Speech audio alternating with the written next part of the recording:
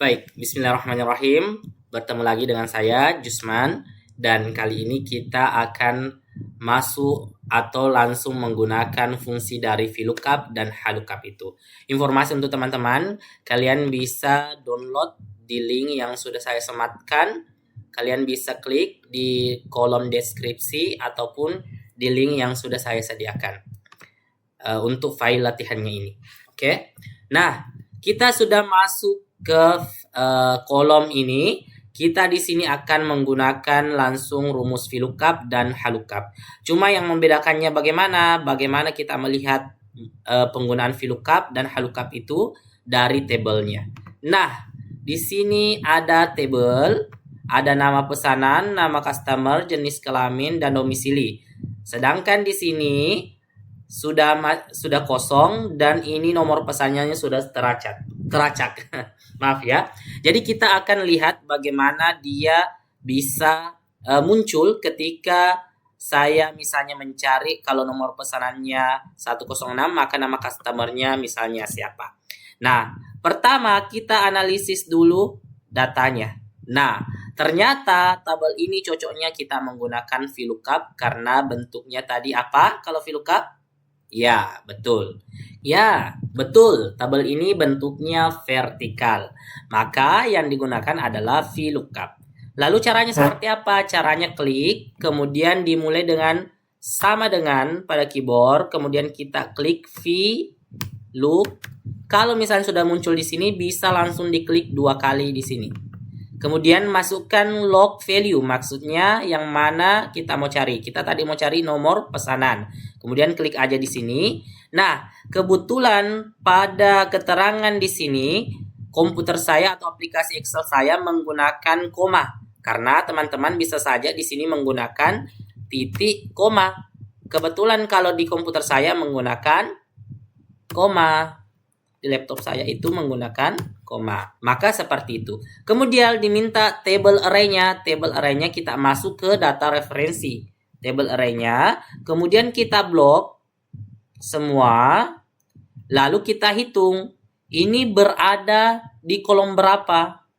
Yang kita mau cari itu nama customer berada di kolom berapa. Kita mulai dari sini. Yang kita blok tadi. 1, 2. Berarti dia berada di kolom kedua.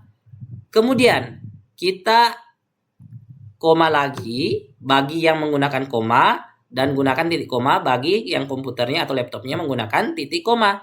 Kemudian kita pilih false untuk menyatakan bahwa kalau yang kita cari tidak sesuai maka dia salah. Kemudian bisa langsung tutup kurung atau bisa langsung enter. Lalu enter. Maka kita akan menemukan 106 nomor pemesanan itu atas nama Una. Kita cek apakah benar. 106 Una, betul.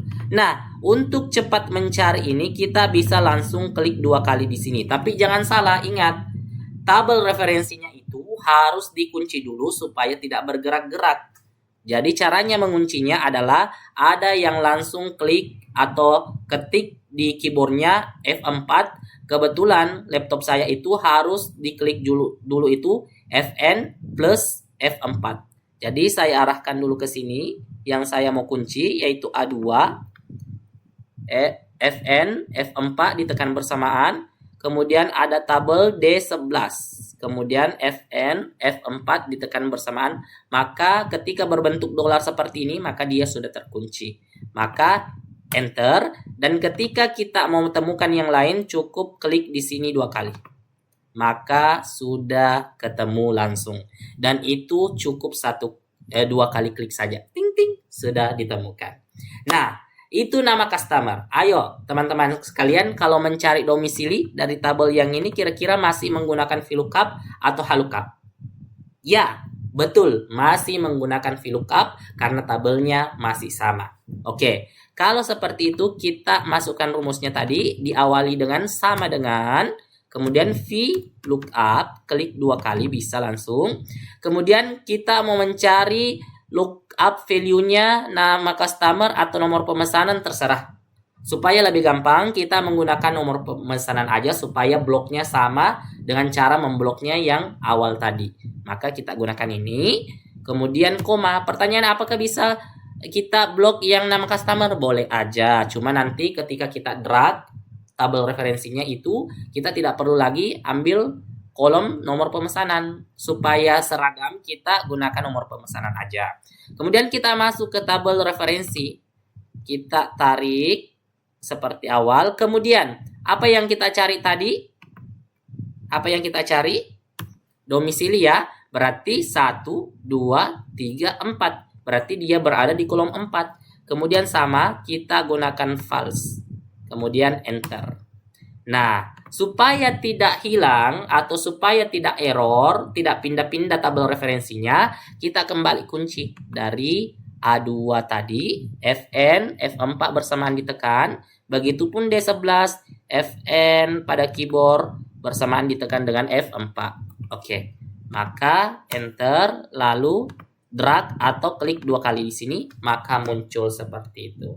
Nah, lama pengiriman ini ternyata di data referensinya tidak ada di kolom yang seperti ini. Maka kita tarik ke bawah, ada kolom yang berbentuk horizontal. Maka tentu kita akan menggunakan rumus HLOOKUP.